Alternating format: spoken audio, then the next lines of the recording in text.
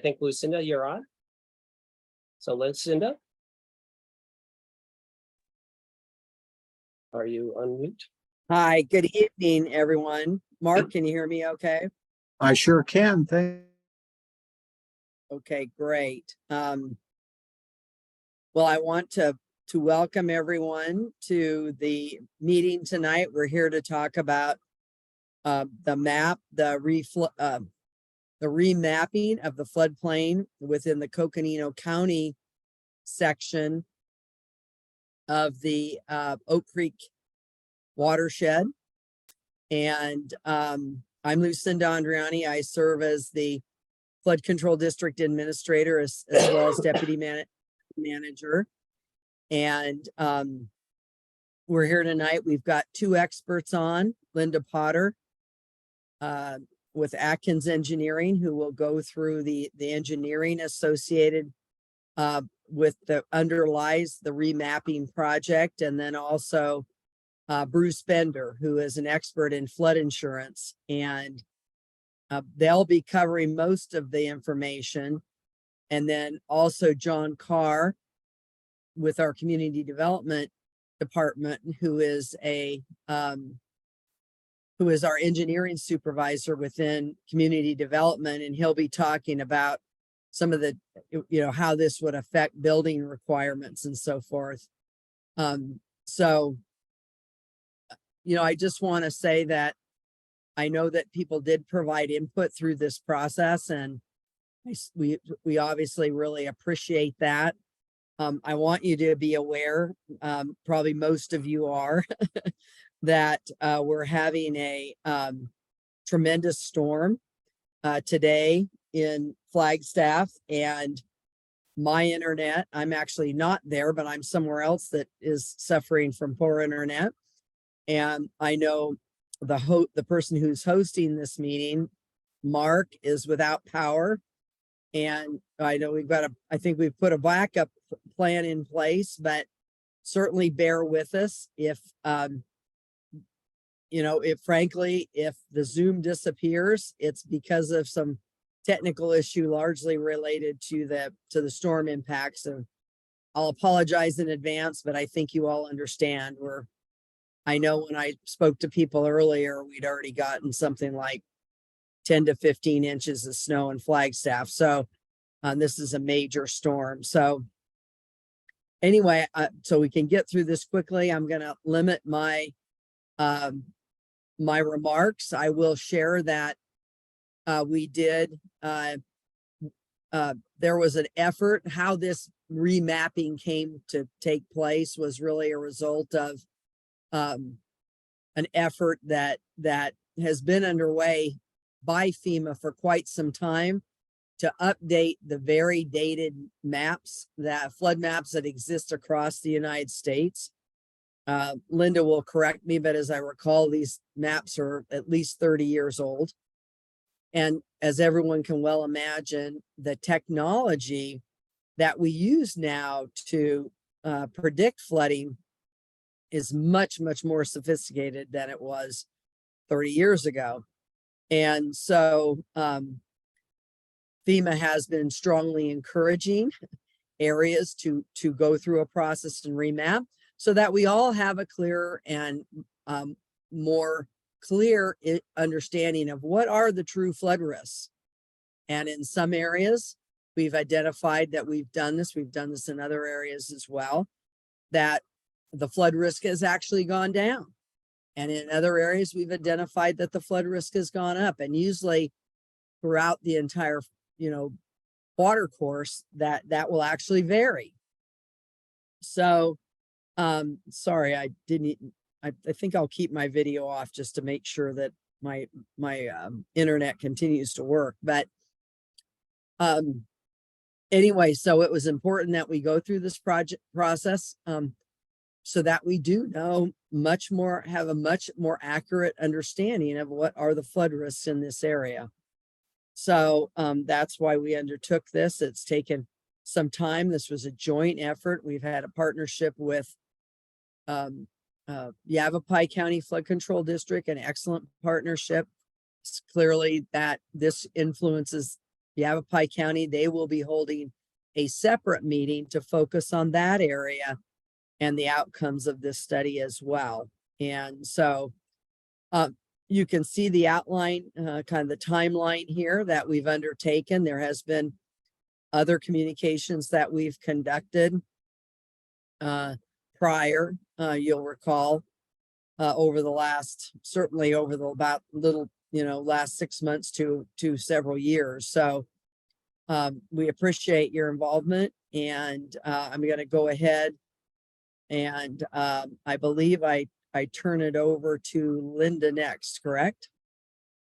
No, I'm sorry, to Michael Bishop, who is our representative with FEMA Region 9. And he will walk through the overarching FEMA program that this remapping was done. And we've also really appreciated working with Michael. He's been very supportive of all of our efforts. So thank you, Michael. I'll turn it over to you. Okay, thank you, Lucinda. It's an honor to be here tonight and a pleasure for sure. And I'm not going to take up a lot of time as well, because I think what you want to do is get into the details of the product itself. But I would have you all know that this project comes from the National Flood Insurance Program that produces flood insurance rate maps. And then underneath the National Flood Insurance Program, there is a funding mechanism that we use called Risk Map. And that MAP is an acronym that stands for Mapping, Assessment, and Planning. And just so you know what it means. And we get authorization to spend money on projects like this through this program. Our whole risk map design is such that we will do this work to identify hazard and risk. And then once you have this identified and before you can assess the risk, and you can communicate the risk to those that are in your family, in your community, in businesses, homeowners, the works. And then you can figure out what you might be able to do now that you know the details of the risk and the hazard, do something about it. And that is what we refer to as mitigate the risk. And so where we are right now is we're giving the opportunity to present the identification of the risk to you all through this process. And then the rest of the circle, we are wide open to hearing comments and sharing and working together to actually buy the risk down so people can be more safe and communities more viable for and resilient. So let's go on to the next slide, please. We wanted to let you know what this program looks like. For this context, it is really FEMA Region 9, which are the 3 mainland states of California, Nevada, and Arizona, of course. And then there's some Pacific Islands that are also included in our area of responsibility. In the state of Arizona, on the right, you can see that there are quite a number of projects identified. And these are some of the other areas that we are also partnering with the local communities and flood control districts to get the work done that they've identified as very important to them. That does the same process, identifies the risk and allows them to buy the risk down with mitigation projects. So in Region 9, we have 4 states and 3 territories. The territories, again, are islands in the Pacific. At this time, we have 70+ ongoing mapping projects. In Arizona, we have 107 NFIP participating communities. So very active state for sure. And then the number of projects out of the 70+ that we have ongoing in FEMA Region 9, 27 of them are targeted to update information in the state of Arizona. And so we're very excited when a project gets to a point where we are right now with the Oak Creek study in Coconino County and the Coconino side of the city of Sedona. So that, because it means that these data will soon be released and usable at the local level to do floodplain management and inform folks and allow folks to take corrective actions to eliminate hazards or reduce the hazards to a tolerable level. So with that, I think I do at this point turn it back over to Linda, and Linda, you can take it from here. Thank you. Great, thank you, Michael. You can go ahead and go to the next slide. Before I get into some details about the project, we do talk with a lot of acronyms. I wanted to define a few of those.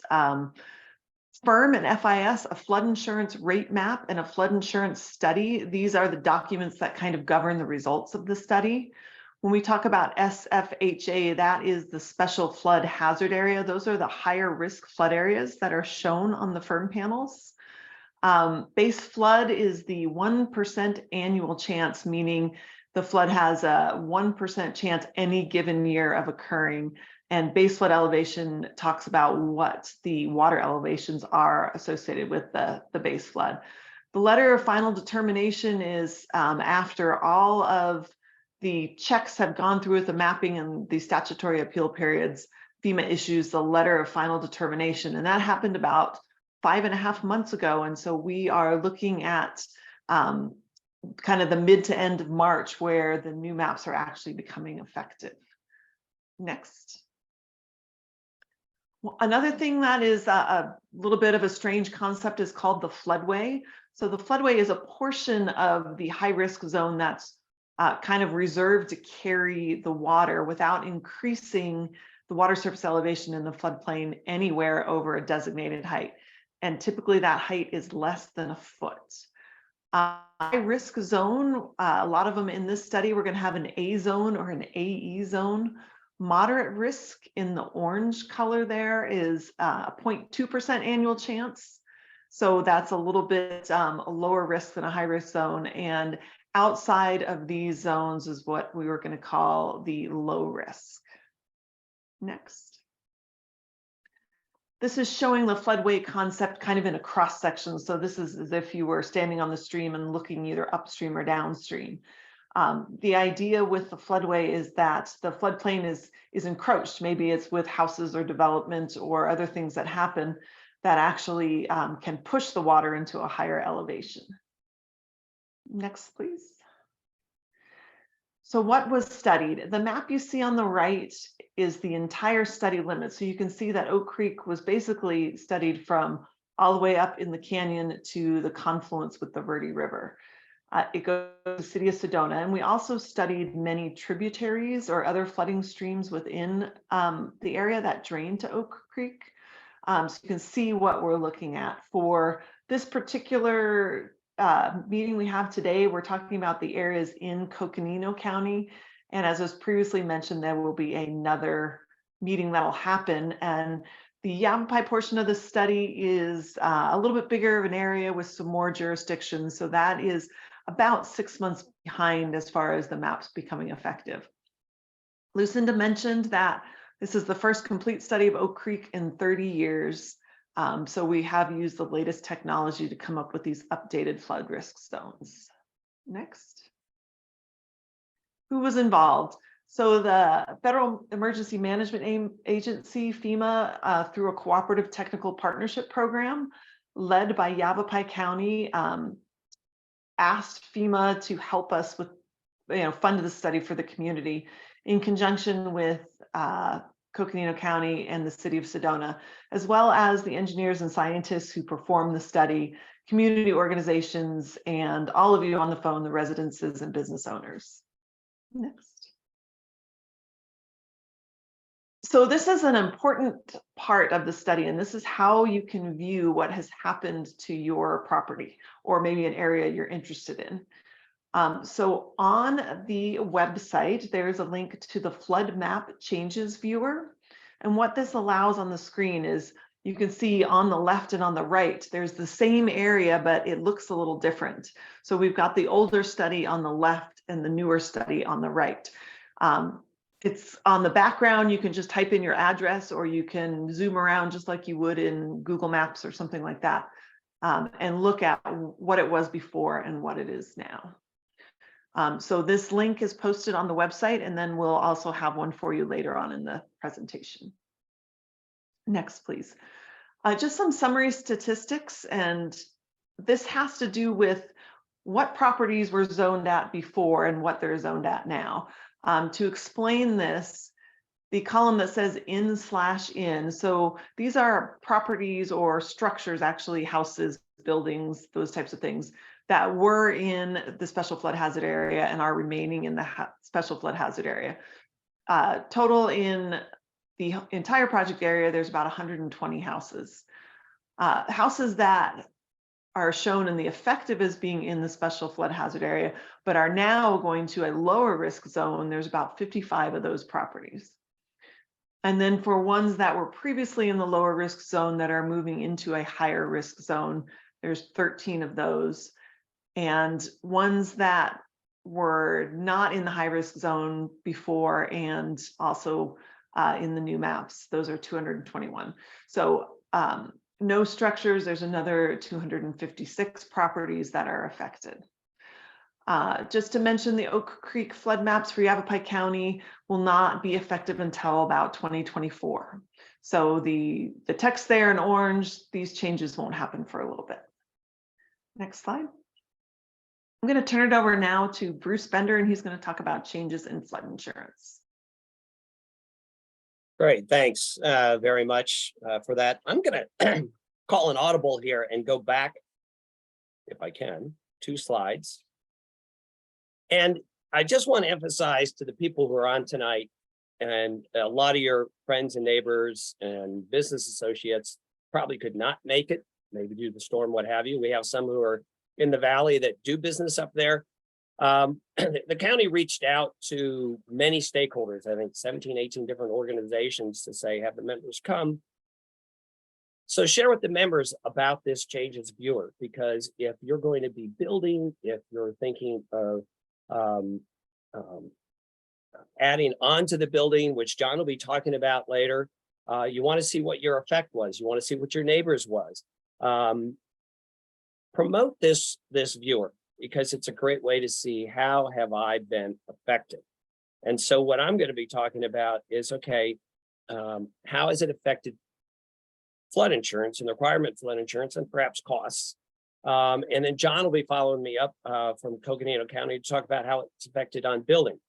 But first, before I start, I want to just, we don't have time for a big flood insurance discussion due to time limitations, but I wanted people to know that FEMA for the longest time had a rating system that was built back from 50 years ago, 1968, when the program first started. It's kind of been based the same way.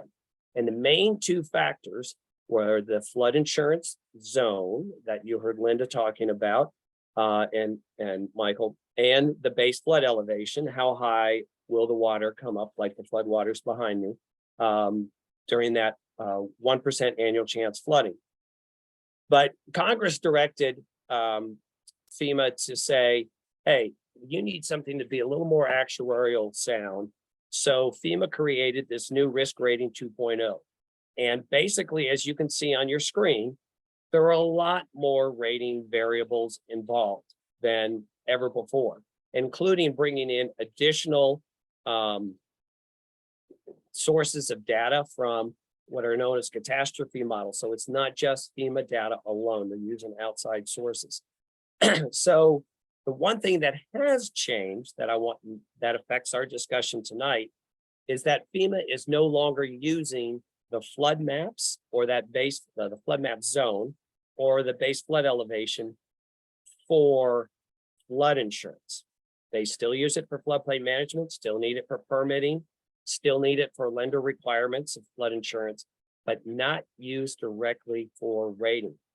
So what you may have heard about other map changes that have occurred in Coconino County and or Yavapai County, depending where you live or work, certain things have gone away, like a thing known as grandfathering is no longer there. So let's take a look at the 4 different potential effects or not effects.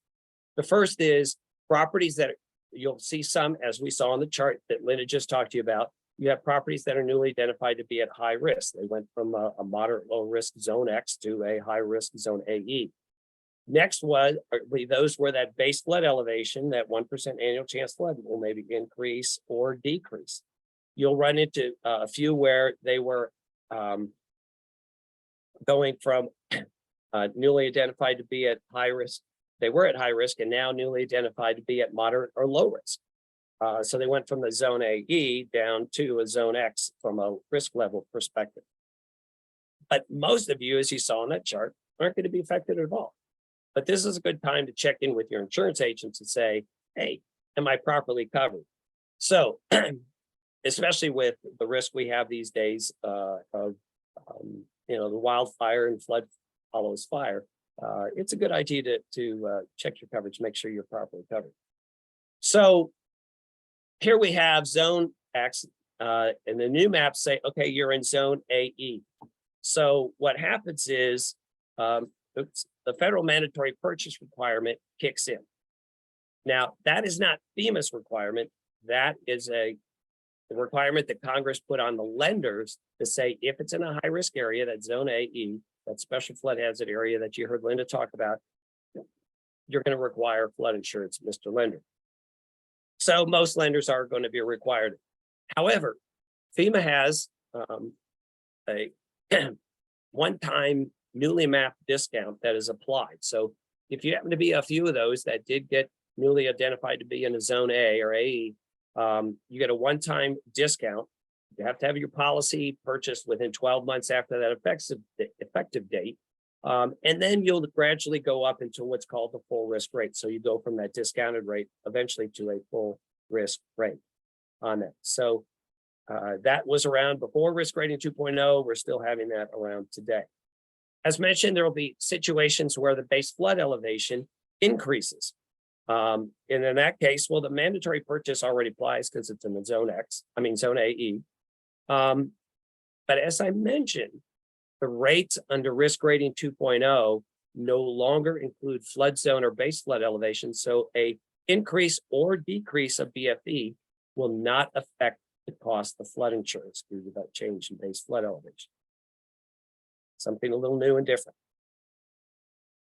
I did tell you another scenario would be those, and we have a few of those that it did happen due to this better technology that Lucinda and Linda were talking about, where we actually see the floodplain shrink. And so houses that were in the old maps in a high risk area now are in a moderate or low risk area. Excuse me. Unfortunately, I brought along a cold from just coming back from Colorado. So, what does that mean? Oh, excuse me.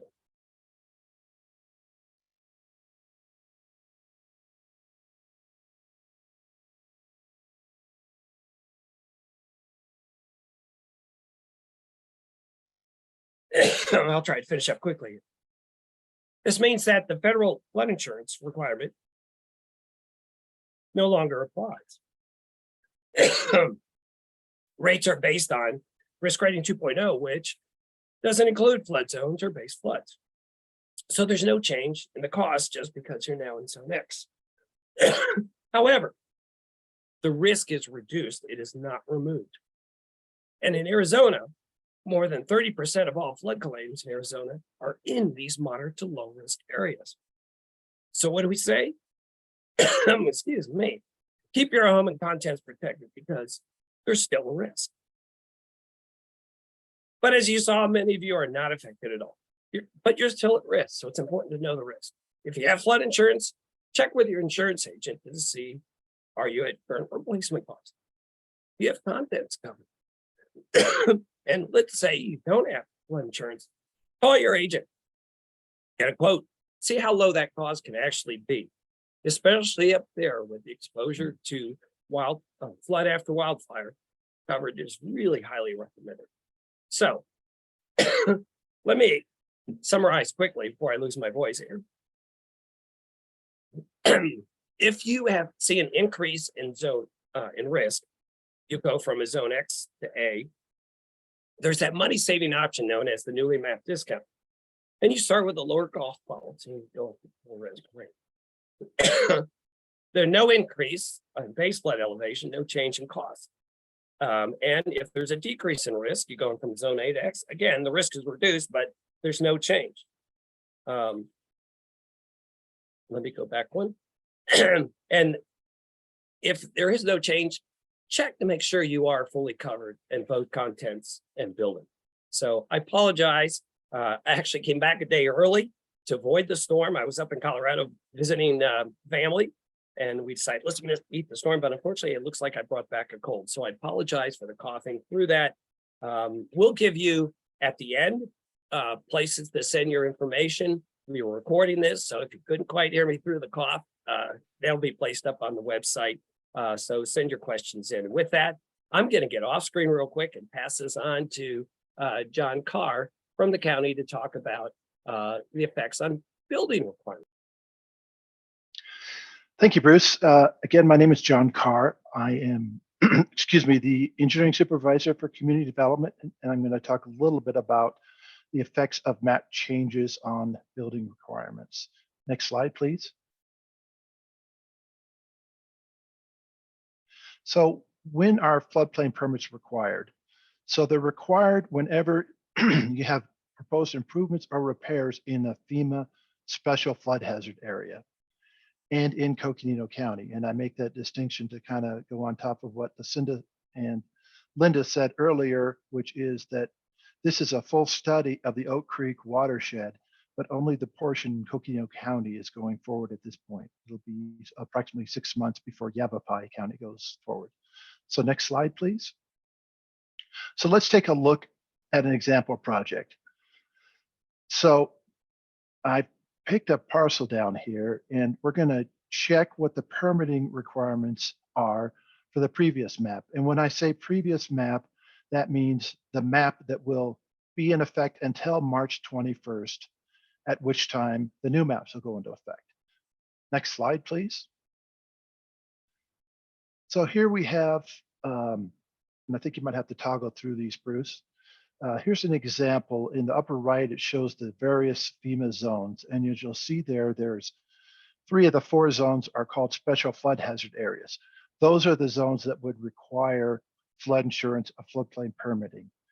And where we've placed the house now is in that gold colored area. So go ahead and click again, Bruce. This means that there are not floodplain permits are not required because the proposed work is not in a special flood hazard area. Next slide. So now let's go ahead and check the new map. So the new map, we've placed the house in the same location, but this time it is in a special flood hazard area. It's in that cyan colored area and also in the 500 year. Because it's in that special flood hazard area, a floodplain permit will be required. And the house would have to be elevated such that the lowest floor is 1 foot or more above the base flood elevation per the new flood maps. Next. So now let's try another location. And this time we've put it way over on the far side, and not a very practical area to have a home, and it probably wouldn't meet setback requirements. But I've placed it here to illustrate that if you're in a FEMA special flood hazard area, and in this case, a floodway, the requirements ratchet up even more than the previous case. Next slide, or next click, please. The floodplain permitting requirements would be, again, to elevate the lowest floor to 1 foot or more above the base flood elevation. And then you also have to provide a no-rise analysis prepared by a professional engineer. And those can be costly. So there is a financial cost in building in a floodway. And we certainly discourage ever building in a floodway. Next slide. So what can happen is that because of limitations of scale and topographic definition, there may be some homes that are placed in a special flood hazard area that actually are not. And what you can do to have that removed is go through a process called a LOMA, which is a letter of map amendment. And what we'd be looking at is on that figure on the left, if the lowest adjacent grade next to the house is above the base flood elevation, or in our case, the regulatory flood elevation, because we have a freeboard of 1 foot. So it's 1 foot above the BFE. If it's above that, then the home can be removed. And if you have questions, if your house fits this situation, please contact us and we can help you through that process. Next slide. And now I'll introduce again back to Lucinda Andriani, who will talk about resources.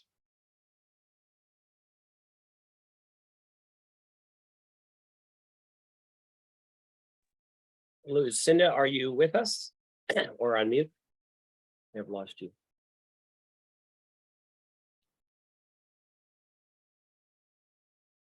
Bruce, I'll go ahead and finish it up here for Lucinda. I believe she has lost her internet connection. So just to review our project timeline, you can see where we are. We're at the very end of this very long process. And now is the time where you can start to submit any letters of map change that may be needed. Next slide, please.